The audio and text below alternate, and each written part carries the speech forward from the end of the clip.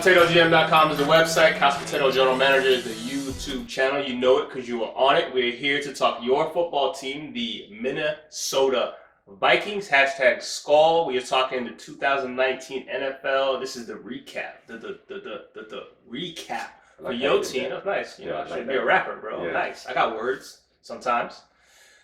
With the 18th pick in the first round, they selected the much needed, the much versatile Garrett Bradbury. And we have him listed as offensive lineman from NC State. Yeah, this guy, the movement ability, that jumped out on tape. He could get to the second level with ease. Perfect fit for a zone blocking scheme. The Vikings just brought in Gary Kubiak as offensive advisor. They're going to run the football this year. They want to run the football this year. The rest of the picks we're going to talk about later, it was just a draft to address the running game, and which in part will help Kirk Cousins out and the receivers. Yeah, I think even though you got Diggs and Dillon out wide, I think the success associated with this team comes down to Kirk Cousins not having to be the hero, which means Dalvin Cook has to, one, stay healthy, and then two, the offensive line has to be able to get a push, just a push. You don't have to be dominant. You don't have, and that's why I love Mike Zimmer's decision to bring Gary Kubiak on as assistant head coach and offensive advisor so you can implement that scheme, because it doesn't really matter the scheme, but I think based on the personnel, including the Garrett Bradbury draft selection, this is a zone blocking team. They have good athletes up front. They're just not very strong at the point of attack. So we're going to play to their strengths, and we're going to run this zone scheme. And if they get Dalvin Cook a crease, it's night-night. It's night-night. You've seen the flashes. He's got to do his part to stay healthy. But last year, this offensive line could not protect, and it couldn't get a push. I expect them to take steps in terms of the pass protection, and I think the scheme suits them better from a run blocking perspective. And Bradbury, he has versatility. He could play, guard or center, but you want him at the pivot, feel comfortable with that. You should be good to go at the center position for the next 8 to 10 years. You talk about the pivot position, talking about the center position, you're talking about a guy who, you can send that late rusher. I got him. You can send that blitzer. I got him. Or if I don't got him, I'm going to make sure the guys next to me got him. Everybody knows where to be, who's coming, when they're coming. That's the kind of guy you're getting. And he played for NC State, where there was a whole lot of just at the snap, guys were moving. Offensive line going to the left, they were going to the right, screen over here, draw over this way. It was a lot of that. So he's again, we're talking about he's in a perfect scheme in terms of, the Garrett Kubiak scheme. So, I mean, you couldn't have gotten a better player for the scheme that you're in. Absolutely. So. Yeah, not only is he talented, he's high IQ. This guy is going to be a leader on this offensive line. He's probably the best player on this offensive line. I think he's one of the top 5 most important players on this entire team, man. I think he's going to be big for the Minnesota Vikings. And we've seen it. We've seen what a good offensive lineman, regardless of whether it's a tackle, guard, or center, can do for a maligned offensive line. You know what I mean? And Bradbury has the ability, in addition to some of the changes that they've made throughout this draft on that side of the football, could go a long way to really making that group, what was a weakness last year, a strength this season. All right, in the second round with the 50th pick, your Vikings selected Irv Smith Jr. out of Alabama, tight end. I can see a scenario where Smith becomes the best tight end in this class. Play halfback, wide out, inline, slot. Listen, watching the tape, him running routes, he gets up on the defender, safety, corner, linebacker, whoever it is, so quickly. I don't think they realize, it's a tight end here. Nope, he's up on you, and you're holding, you're falling down, you're turning and running, you flat-footed, it's too late. And whether he got the ball or not, because it was uber instances where he's wide open, but the ball's not coming his way for whatever reason. Well, you got to love the guys out there. No, I mean, come on, bro. But they're not. They weren't going into the draft. He should have been getting the football a little bit more, get his production going. That's not how it works. No, that's not it. Tight ends. I don't think Nick Saban. Oh, you don't think like that? I don't think Nick Saban. No. Oh, okay. Well, that's how I'm thinking. I'm selfish. This is a 240-pound, 250-pound man. Used to be a former wide receiver, and he can block. But yeah, man, Irv Smith, he's not a people mover, but he's an effective run blocker. He can get out in space and block. He's a good fit for the zone running scheme. We talked about Garrett Bradbury in the same light. As a receiver, he flashes his number to the quarterback. He could be a security blanket to Kirk Cousins. And with them extending Kyle Rudolph, now they have 2 tight ends. So you think there'll be a lot of 12 personnel, 1 running back, 2 tight ends, and get Dalvin Cook going in the run game. Yeah, I mean, to your point, there was that possibility that Kyle Rudolph was going to move on. You know what I mean? So it kind of necessitated the pick.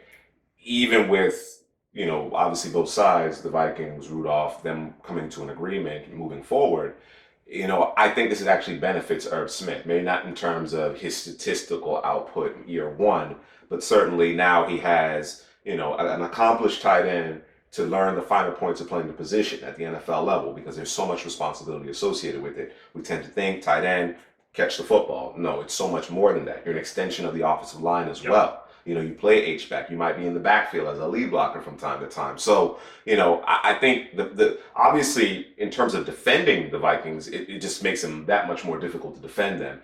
And I think more importantly than what he can bring to the table in terms of the passing game, you mentioned him eating up the cushion because of that deceptive speed he has. It's what he brings to the game, what he brings to the table in terms of run blocking, because, again, the Vikings really struggled with that last year. In the 3rd round with the 102nd pick, they selected Alexander Mattison, running back out of Boise State.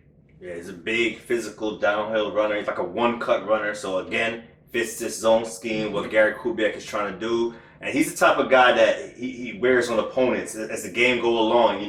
They don't want to tackle him in the 4th quarter. So, I think this is a perfect thunder to the lightning of Dalvin Cook. He could wear out a defense also. So while Dalvin's running circles around the defense, you could put him in late to close out the game. Also, I seen him. He played in multiple formations. He played at the I, with the quarterback on the center, next to the quarterback. I seen him split out at wide receiver. He's effective catching the football. So he has a lot of tools in his toolbox for this Vikings offense. And it's funny that you mentioned that because it's relatively rare now. Yeah. You know what I mean? And then we're talking about, again, you alluded to Garrett Kubiak. There's some traditional I formation sets in his offense. You're going to see that. So having a guy who's familiar, comfortable with running from that particular formation does make a difference. He comes in, he replaces Lat Murray. Cook has struggled with injuries. Yeah. So a bit of an insurance policy. Certainly a guy that can give Cook a blow, give you a different type of back. In the 4th round, the 114th pick, the Vikings selected Drew Samia. Samia, let me know in the comment section. Let me know, hit me with the phonetics, because words stay hard. Offensive guard out of Oklahoma. I got here, man, better pass blocker than run blocker. But guess what? He's got that grit, and he's about that life. If you know what I'm saying. That's what you got in your notes? Yeah, that's exactly what about that life, man. Mm-hmm. Right. Also, he's a guy that can move. He has great feet, can move to the 2nd level. So he plays in his zone scheme. So it's a theme here with what the Vikings are doing. They want to run the football. They have this new zone scheme. They want their linemen to move, get out of space. The weakness with the Samia, at times his hands are always low. He needs to get his hands up so he can get a good punch on the defensive lineman. You spoke about his hands being low, and I didn't mention the one weakness that he had, but I have here that quick defensive lineman beat him, and that's indicative of your hands being down here instead of being up here. Yeah. So that'll do it. In the 5th round with the 162nd pick, your Vikings selected Cameron Smith, inside linebacker out of USC, and this is a guy. Sometimes you wonder why a team drafts a guy, and you wonder, man, why you draft this? Come on, linebacker, what we doing on our corner? And then you go and look at the tape and you realize, I understand. This is a guy who he knows where he's supposed to be. And then when you talk about what USC was doing with the A-gap blitzes, at the start of the snap of the football, or pre-snap, walking up to the line, being in the A-gap, is he coming, is he not coming? He knows what that looks like. He's in that scheme at USC, so why not draft a guy who knows the scheme? This guy, you said it, man. You hit the nail on the head. He looks like a Mike Zimmer linebacker. Zimmer likes to line the linebackers to the A and B gaps. Cameron Smith could bail out. He could blitz. I just love the pace and the control he plays with, man. He's very instinctive. He can shoot gaps, but also he comes and breaks down. A lot of linebackers is fast. They sometimes miss a lot of tackles. Nah, this guy's a sure tackler, and I love the value with this pick. I think this guy could be a steal. Yeah, it's important to know when to fire your gun. As you alluded to, the control that he plays with. He understands where I gotta go full speed. He understands where he needs to be measured and controlled in order to ensure that he brings the ball carrier down. Immediate impact or not, I'm not certain. It may require an injury. They did re-up with Anthony Barr. I think of it kind of how Zim typically addresses his secondary, where he kind of stockpile guys because obviously guys get paid or they move on for bigger deals elsewhere, this, that, and the other. They've had an opportunity to kind of cut their teeth, get their feet under them for a couple of seasons, and then they enter the starting lineup. They're generally not thrust into the starting lineup immediately. I think you're dealing with the same situation, but at the second level of the defense. In the 6th round, the 190th pick, they select Armon Watts, defensive tackle out of Arkansas. And listen, I'm not 100% sure what you're going to get with this guy, because there's times where he's holding his own against the double team, he's holding his own against the center guard, and he's working his way to the backfield, or he's holding the point of attack so he can make the tackle on the running back, or make sure his linebackers are free to make plays. And then there's times where he's getting blown back into the stands, eating popcorn with the fans, having a good old time. So I don't know what player you're getting, and I don't know if he's tired. I don't know if he's just taking a what they call it loafing. I don't know if he's just taking a break. There's times where he'll just lay into the off. I'm like, what just happened? 2 plays ago you was the guy. Right. So I'm not sure, but this is a guy who I feel like less snaps may benefit him. Watts definitely flashed a lot of pass rush potential. He's twitchy, and when he does get a good jump off the snap, he can get into the backfield. But that's my issue with him is because his jump off the snap is very inconsistent. Sometimes a lot of times he's the last guy off the snap, which you see him getting engulfed, getting pushed into the stands. That's probably because he probably was late, didn't get a good jump off the snap, and got handled by the lineman. There's such a premium place on interior pass rush. So he flashes that ability, but to your point, your collective point, there isn't that consistency in place. I think you alluded to it, Drew. There may be an issue in terms of fatigue, and fatigue typically breeds a lack of concentration. The whole nature, the whole key to getting off the snap quickly and getting that jump off the ball. You mentioned he has the twitchiness for it, but if you're not locked in, if you're not focused and you're not picking up on the subtleties associated with the quarterback's cadence and the dummy counts and things of that nature and the tells from the offensive line, a guy who splits a little bit wider, they're going on a silent count, things of that nature, that requires the neck up. That's not your body. That's the neck up. But what happens is when you're ailing from fatigue, the mental processing tends to slow down as well. So if you're not dialed in, you can't get that effective jump off the line of scrimmage. Hopefully being in a rotation, playing less snaps, and then of course Zim lighting the fire under you gets the best out of him moving forward. The second 6th round pick, the 191st pick, they select Marcus Epps, safety out of Wyoming, and he played both safety roles. I got here, this is a guy he's a read and react player who keeps everything in front of him. He's not a guy who's ranging or make a play like Earl Thomas, and he's not a guy who's gonna come up and lay somebody out. He's just kind of.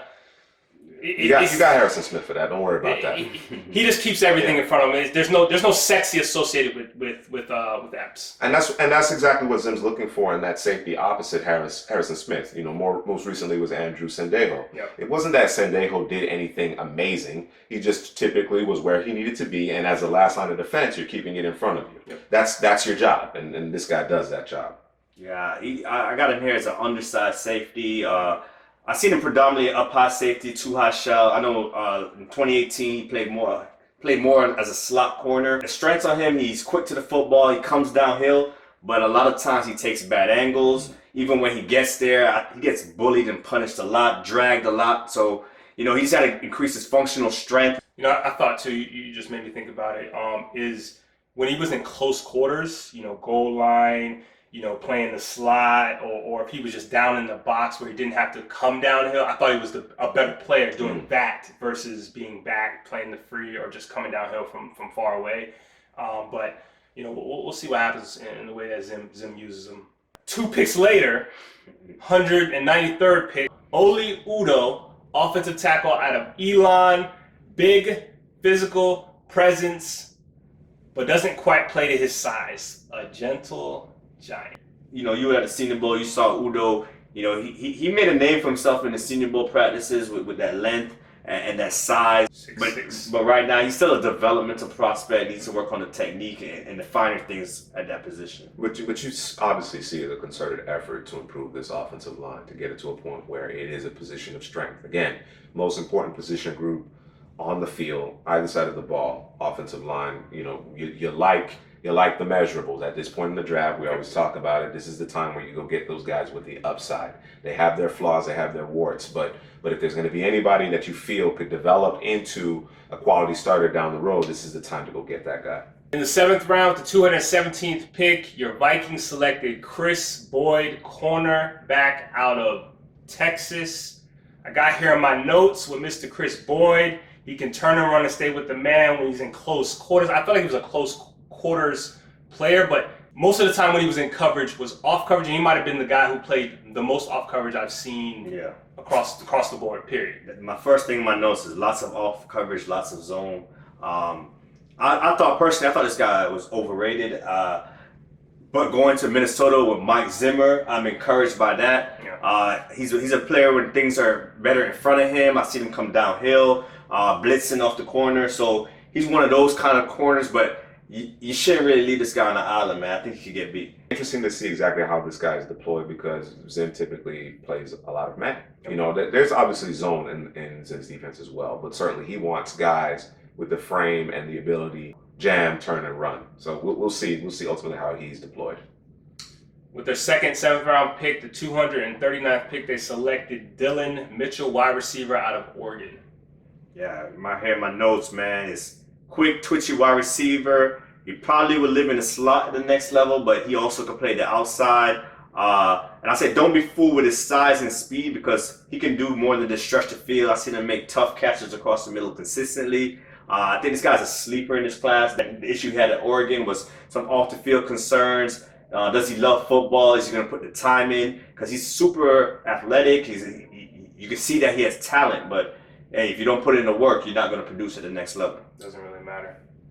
With their 7th round pick, 247th pick, they selected Olabisi Johnson, wide receiver out of Colorado State. Did I say that right? Let me know in the comments section. We've seen it now for several years. The Vikings will use some of their day 3 picks to address the receiver position. They do a good job. The scouting department does a good job identifying guys that may not be ready immediately, but in time. In the case of Diggs, I think it was just the injury concerns that kind of drove down his stock. But then we're talking about Dillon. Where did Dillon come from? You understand what I'm saying? Yeah. They drafted the kid out of Germany. Yeah. With a nice size speed combination. I don't think he'll ever play here in the States, but certainly they're willing. Their scouting department is willing to roll the dice on some of these, measurable, driven, sparky guys. And this is the time for it. At the end of the draft, late day 3 picks, compensatory picks late in the draft. That's when you try to uncover a diamond in the rough. Yeah, the kid's tough, intelligent. I think he's going to make an impact on the special teams level. He's one of those gritty wide receivers. The last 7th round pick, 250th pick. By the way, your team had 12 picks. If you didn't know that, count them. I counted them. 1, 2, 3. All the way to 12. Come on, man. Austin Cutting, long snapper out of Air Force. Yo, I didn't look him up. I don't know nothing about him, but I appreciate, when you have a team that's willing to draft a player from one of the service academies to give him a shot to see if he can play in the league. Because most of the time they're going to those schools not to play football, obviously to serve their country. So I appreciate that when a team does that. So yeah, the Vikings are addressing that third phase of the game. The kicking, they've had issues in the past with their kicking. So Maybe getting a long snapper to put the ball right on the money is right what they need, just what they need. It's one of those things that seems innocuous. It seems innocuous, but you know, long snappers they make good livings and they play long. You know what I mean? They play. I mean, you know, no pun intended, but they generally have lengthy careers if you're able to put it on the money, like you said. I mean, ask Ray Finkel. Laces out, right? Hashtag Skull.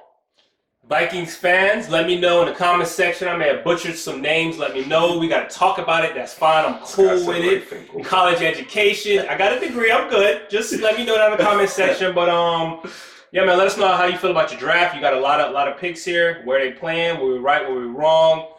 And listen, I'm a Gator fan. I don't care about the Seminoles, but Dalvin, he's special, and I want to see this man. I want to see this man do what we here CPGM know he can do, is be special. So they got to get it blocked up. Looks like they went out and they did that. We call some trenches. Beat it up in the front. So like, subscribe, comment. Man is in the building.